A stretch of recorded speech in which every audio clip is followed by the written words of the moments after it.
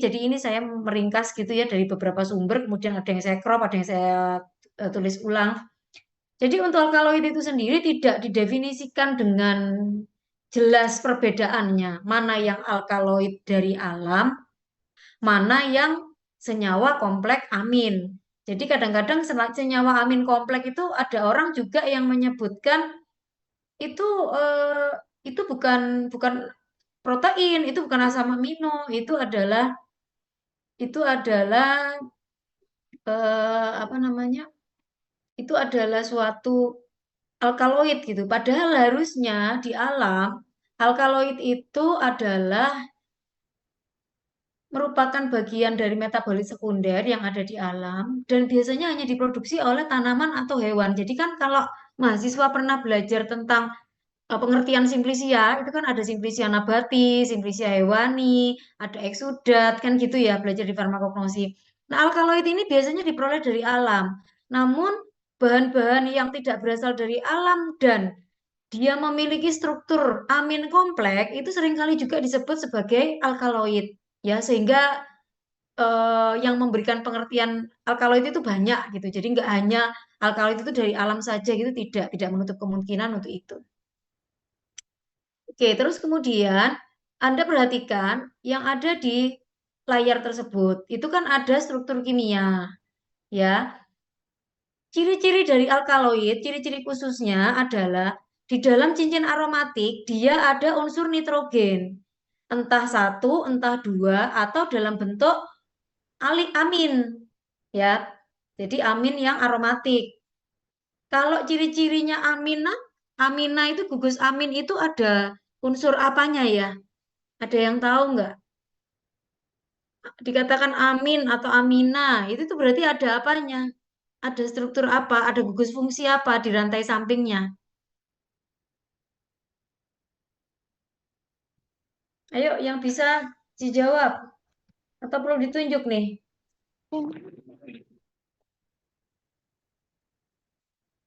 Apa? Anggita? Apa Anggita? Ciri-cirinya senyawa amin, strukturnya. Ada apanya?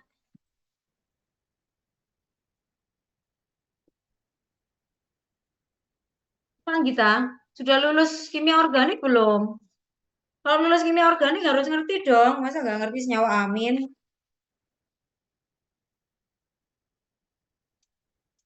Coba Nanda Nabila bantu itu. Apa pengertiannya? Jangan pengertian lah atau cirinya. Mungkin Anda hafal ciri-cirinya. Amin itu pokoknya ada unsur apa di rantai sampingnya. Ini kelas A ya berarti ya.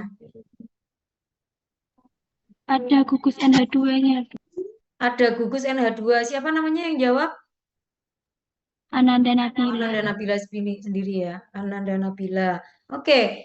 Jadi gugus amin yang dimaksud di sini adalah cincinnya aromatik sama seperti yang di depan itu. Tapi unsur nitrogennya tidak berada di dalam cincin, melainkan dia ada di rantai samping. Nah, itu juga ada beberapa pihak yang menyebutkan itu sebagai alkaloid ya. Jadi kita ikuti aturan yang sudah ada.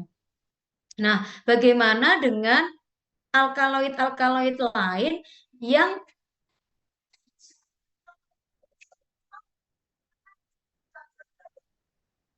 lu masih ngajar gimana ya? Oh, eh, nggak di apa namanya dilemparin gitu?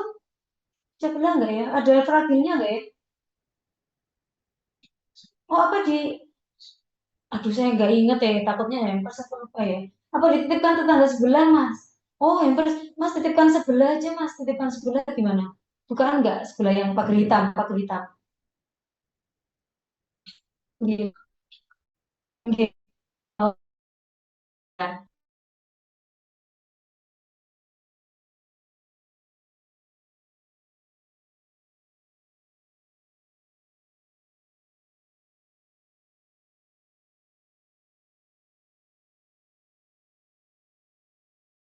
Dari general definisi. Jadi general definisi itu yang di atas tadi ya. Pokoknya aromatik, ada struktur, ada unsur N di dalam cincin, atau bisa juga ada NH2.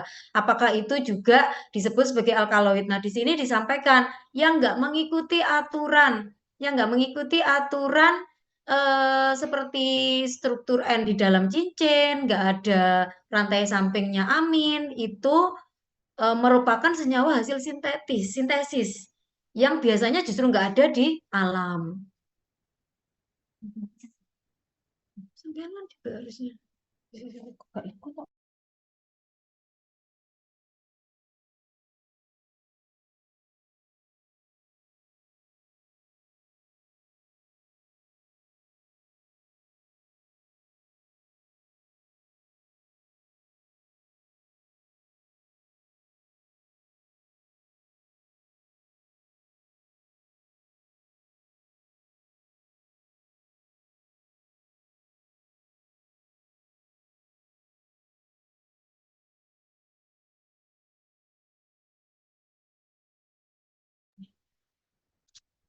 Baik, kita lanjutkan. Maaf ya, banyak interupsi. Oke, saya ulang lagi. Jadi kalau misalnya bentuknya itu nggak memenuhi kayak yang tadi, nggak ada N-nya di dalam cincin, nggak ada NH2-nya, terus itu bagaimana gitu. Jadi yang nggak sesuai dengan definisi yang sebelumnya merupakan hasil sintesis dan biasanya itu nggak ditemukan di alam gitu. Tapi biasanya memang mendekati dengan alkaloid karena memang seperti itu ya. Eh, Mungkin ada yang kerja di apotek nggak? Atau mungkin yang lulusan SMK farmasi atau apa, ada yang pernah dengar kodein nggak? Atau etil morfin? Nggak ada yang tahu. Lah kan harus belajar farmakologi juga kali ya, semester 4 itu. Nggak mungkin nggak tahu kodein. Aduh, mosok sih sampai segitunya mahasiswa zaman sekarang itu pasifnya. Saya mau tunjuk aja biar nggak ngantuk. Waktu cuma sebentar kok malah mau dipakai buat pasif-pasifan nggak? Dea Erika, Dea Erika, kodein pernah dengar nggak? Atau etil morfin? Pernah, Ibu. Golongan obat apa itu? Narkotika. Narkotika. Kodein atau dengan nama lain etil morfin. Jadi nama kimianya etil morfin ya, etil morfin. Siapa itu tadi dia itu? Dengan nama lain etil morfin, dia itu diisolasi dari Papaver somniferum. Jadi buah papaver yang sudah masak, sudah matang buahnya, tapi matangnya matang di pohon dan jatuh. Nah, morfin itu diambil dari getah buahnya tadi itu. Jadi yang ada di alam itu namanya morfin, nggak ada itu kodein. Itu bukan dari alam, tapi kodein itu dengan gugus morfinnya ditambah dengan gugus etil. Makanya namanya etil morfin, aka kodein gitu ya, etil morfin. Nah, kalau ada struktur morfin yang dihasilkan dari alam, kemudian disintesis menjadi etil morfin, maka seperti informasi yang ada di PPT tersebut. Berarti dia memang termasuk alkaloid, tapi dia nggak memenuhi syarat penamaan unsurnya tadi, atau strukturnya nggak ada N di dalam cincin, nggak ada NH2 kan gitu. Tetap dia tapi dimasuk dalam golongan alkaloid karena dia berkorelasi, jadi closely related to gitu ya. Nah, sekarang saya mau tanya, saya mau menunjuk. Kalau nggak mau ditunjuk, langsung aja ngomong. Tadi kan si morfin tadi kan ada rantai samping etil morfin, berarti kan ditambah gugus etil, ya. Gugus etil itu rumus kimianya apa? Rumus molekulnya, sorry. Rumus molekulnya bagaimana gugus etil? Kalau kayak gini nggak perlu tanya meta EA ya. Kalau nggak langsung jawab berarti memang ada nggak ngerti. Ada yang mau langsung jawab? Alias Senja, gugus etil itu apa?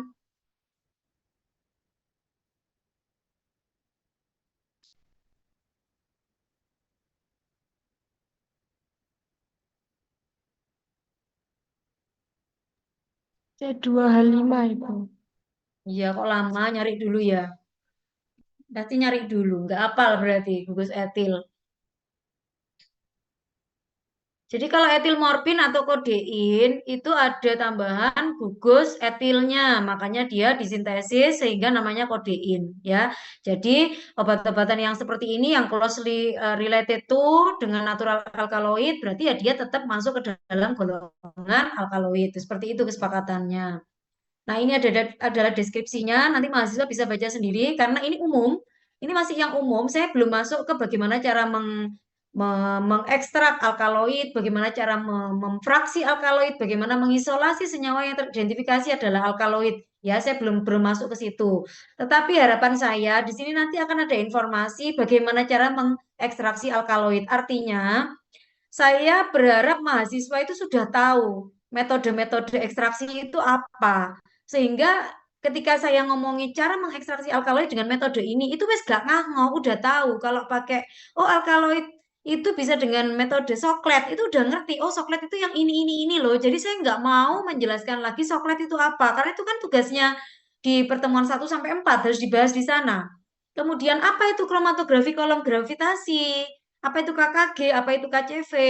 Nanti di sini sudah aplikasi. Ya, jadi di saya nanti pertemuan 1 2 alkaloid, 3 4 terpen itu sudah aplikasinya. Jadi saya nggak mau menjelaskan dari awal lagi tentang apa itu KCV, apa itu KKG, karena ini sudah tinggal implementasinya aja dari yang diberikan teori di 1 sampai 4. Ya, di sini nanti implementasinya, terus praktikum nanti mempraktekkan apa yang sudah disampaikan di pertemuan pertama hingga terakhir nanti. Kita sepakati seperti itu ya. Jadi silakan nanti setelah selesai mata kuliah ini, setelah selesai perkuliahan, bukan berarti Anda setelah pulang kan nggak ngapa-ngapain. Baca, cari jurnal atau baca informasi apapun. Apa itu fraksinasi? Apa itu ekstraksi kalau senyawanya adalah alkaloid? Apa metode yang tepat untuk digunakan? Ya, karena dari informasi yang saya peroleh, saya nggak tahu apakah ini berlaku untuk semua kelas. Pertemuan pertama sampai keempat itu hanya penugasan. Saya nggak tahu diberikan materi apa tidak, atau dijelaskan apa enggak, saya tutup mata aja. Karena saya sudah punya tanggung jawab RPS di pertemuan 5 sampai seterusnya itu tentang metabolit. Ya, bukan bagian saya itu. Artinya saya nggak mau tahu Anda nggak ngerti atau tidak. Tapi yang jelas setiap di pertemuan dengan saya pasti akan menunjuk mahasiswa supaya dia mau belajar, biar mau nyari. Kalau perlu sebelum perkuliahan saya kan sudah tahu kita mau kuliah apa, cari. Jangan sampai nggak menjawab. Karena gini, di dalam penilaian saya yang 30% itu, jujur saja ya, nilai ujian saya nggak terlalu ambil besar. Ya, walaupun saya ada di tengah-tengah, saya tetap ngasih nilai UTS dan saya harus ngasih soal juga di UTS dan UAS. Tapi saya nggak mau ngambil pusing, karena apa? Percuma kalau cuma jaga no dari nilai ujian paling mahasiswa tuh nilainya cuma 20, 30, 40. Paling yang ada saya diburu-buru ngasih remedi lah, perbaikan lah, itulah saya nggak mau. Saya mendingan nguji dari mulai pas kuliah kayak gini. Saya tanya satu-satu mendingan. Biar akhirnya belajar dan cari. Itu menurut saya lebih worth it. Ya, menurut saya lebih percaya ketika mahasiswa ditanya secara lisan daripada harus saya uji nulis di atas kertas. Itu saya udah nggak percaya dengan metode seperti itu. Oke, kita lanjutkan. Masih ada waktu 12 menit ya. Nah, ini saya rasa untuk kelas yang sudah screening, saya rasa sudah melakukan semua ya untuk ini. Jadi test of for alkaloid ini secara kualitatif ya. Secara kualitatif kita ada semua reagennya kecuali yang Heggers yang paling bawah. Coba Anda perhatikan ya. Baik itu Mayer, Dragendorf atau Wagner, semuanya menunjukkan pengendapan kecuali untuk nikotin ya. Kecuali untuk sorry kafein, kecuali untuk kafein yang tidak mengendap. Selain kafein semuanya akan mengendap. Maka kalau di tabung reaksi yang Anda gunakan untuk menguji atau meneliti sampel ekstrak Anda mengandung alkaloid atau tidak, tolong perhatikan baik-baik antara kontrol negatif yang hanya isi pelarut, kontrol positif yang hanya berisi reagen, kemudian sampel-sampel Anda, ya kan Anda melakukan ada maserasi, ada perkolasi, ya mungkin ada metode-metode lainnya. Silahkan dilihat ada pengendapan atau tidak. Nah, kalau nanti misalkan ada pengendapan berarti itu diduga positif. Nah, apakah endapan itu selalu di bawah? Biasanya kan begitu ya. Apalagi kalau di tabung reaksi gitu yang dilihat endapan pasti kan akan di bawah.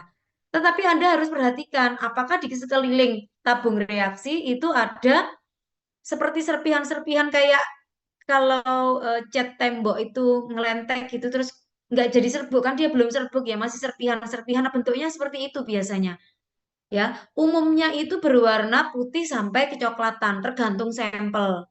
Kalau sampel Anda golongan daun-daunan ya mungkin warnanya bisa kecoklatan, bisa hijau, biru, coklat, terus hitam ya bisa seperti itu. Tetapi kalau sampel Anda rimpang, buah gitu ya, nah itu akan mengikuti warna sampelnya. Jadi tidak selalu warnanya endapannya putih, tidak selalu. Jadi diamati dindingnya. Di dindingnya ada yang nempel-nempel, nggak serpihan-serpihannya. Berarti itu positif itu kalau yang seperti itu. Ya, ciri-cirinya begitu. Nah, ini yang sudah dilakukan di lab ya uji kualitatifnya. Nah, karena di sifat fisiknya tadi ya di deskripsinya di atas tadi sudah disampaikan bahwa alkaloid itu sukar larut di dalam air. Karena dia sukar larut di dalam air, maka biasanya dia lebih mudah larut apabila dia dalam bentuk garam. Alam itu biasanya seperti itu. Tetapi kalau yang kita isolasi kadung dapatnya adalah alkaloid murni yang sukar larut di alam, ya maka ya kita harus bisa mereaksikannya dengan asam untuk membuatnya menjadi garam. Nah, seperti yang ditampilkan di PPT ini, itu ditambahkan HCl itu untuk apa namanya mereaksikan dengan alkaloidnya supaya terbentuk garam. Kemudian setelah ditambahkan HCl, didinginkan, kemudian baru ditambah NaCl lagi, dan baru kemudian digunakan untuk pengujian. Ya, jadi alkaloid murninya ditarik supaya bisa kelihatan alkaloidnya saja. Nah, uji kualitatif yang dilakukan mahasiswa itu screening dan KLT. Screening kan kita hanya melihat perubahan-perubahan warna, adanya pengendapan atau tidak kan itu ya. Tetapi kalau untuk KLT, selain perubahan warna, jadi bukan perubahan warna ya, tapi warna yang terjadi dari sampel sampel yang kita eluasi kan gitu. Nah, dari sampel yang dieluasi itu, sampel yang ditotolkan, kemudian akan kita amati dengan menggunakan fase gerak tertentu. Fase gerak terpilih untuk sampel Anda masing-masing. Nah, kemarin yang di kelas praktikum yang saya ampu itu ada beberapa mahasiswa itu yang memiliki perbedaan sudut pandang ya. Jadi ada yang mencari jurnal itu KLT-nya pokoknya sudah dapat fase gerak, sampelnya ekstraknya ditotol, kemudian dieluasi dalam chamber.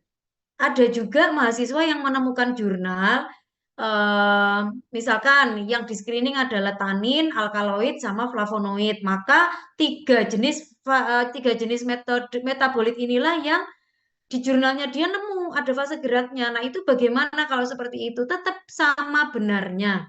Ya, mahasiswa yang menemukan satu fase gerak untuk ekstrak dengan mahasiswa yang menemukan berbagai fase gerak untuk metabolit tertentu itu juga lebih tepat. Ya, jadi yang cuma dapat satu fase gerak pun juga tidak salah, tetapi yang hanya nemu satu fase gerak itu harus mempertegas. Mempertegasnya dengan apa? Dengan reagen penampak bercak. Ya, seperti yang di tadi slide break sebelumnya, kalau positif alkaloid itu kan munculnya bisa endapan putih, kuning, coklat. Nah, demikian juga ketika kita semprot reagen tadi ke dalam plat KLT kita. Itu yang akan muncul juga itu sama, warna-warna itu. Dia bisa kuning, bisa coklat. Berarti positif alkaloid secara KLT. Karena kalau misalnya dengan tabung reaksi kan secara screening ya. Tetapi kan kita harus mempertegas benar nggak nih ada alkaloidnya di dalam ekstrak saya kalau saya uji dengan KLT. Ya, itu caranya demikian. Nah, ini adalah salah satu gambar tanaman. Dia merupakan produser ya. Jadi yang memproduksi vinkristin dan vinblastin. Dua itu adalah senyawa alkaloid yang sangat terkenal dan sangat potensial untuk mengobati kanker, ya, untuk kanker. Ada yang tahu tanamannya apa itu? Bunga apa itu?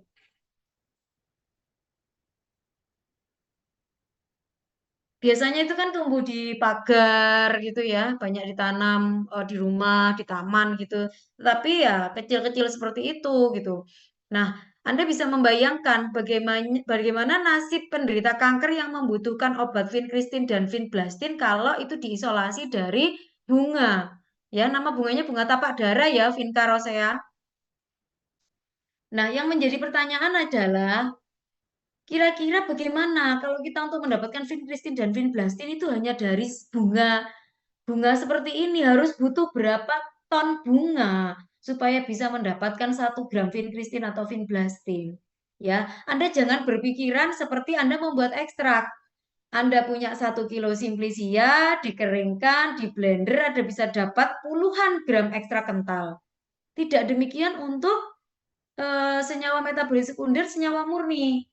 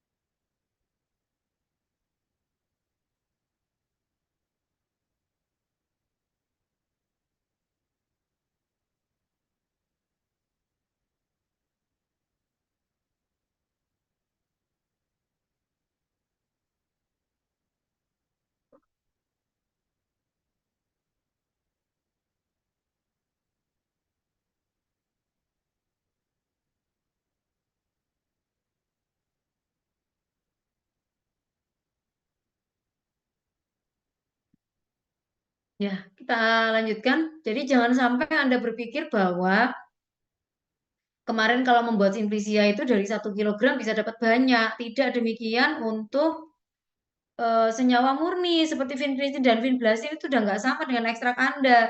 Bisa saja 10 gram ekstrak Anda hanya mendapatkan vincristin. Jadi kalau Anda nimbang pakai timbangan digital yang 4 digit di belakang koma, paling ya pas Anda timbang ya 0,00005. Paling seperti itu ya. Jadi kalau membuat isolat, mengisolasi, kita nggak bisa berharap atau berekspektasi bahwa kita akan mendapatkan senyawa aktif banyak dan semudah itu. Ini anak bimbing saya yang ada yang lagi ngerjakan angkatan berapa itu ya? 21 ya.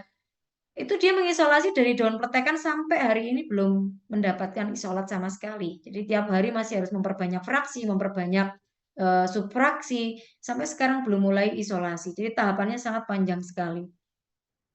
Nah, di sini disampaikan bahwa alkaloid itu berasal dari berbagai bagian tanaman, ya, tidak terbatas, tidak hanya pada bunga, daun, batang, kulit batang, akar dan sebagainya. Jadi nggak hanya itu aja sebenarnya. Tetapi usually localized, jadi biasanya itu ada di organ tertentu. Contohnya ada di kulit batang atau pada biji. Ya, biasanya seperti itu. Tetapi ada etika penelitian ya, terutama untuk tanaman-tanaman yang sedang dalam konservasi, misalkan tanaman dilindungi contohnya. Ya jangan kulit batangnya kamu seseti terus kemudian dilakukan penelitian dengan alasan kan ini kebaruannya Bu, ndak ada orang di seluruh dunia meneliti kulit kayu dari tanaman ini ya jangan tanamannya mati habis itu gitu ya. Jadi perhatikan etika-etika penelitian ketika kita melakukan penelitian jangan terus merasa penelitian saya ini terbarukan dan tidak ada seorang pun yang melakukan misalnya terus kemudian Anda memaksakan diri untuk mengambil bagiannya.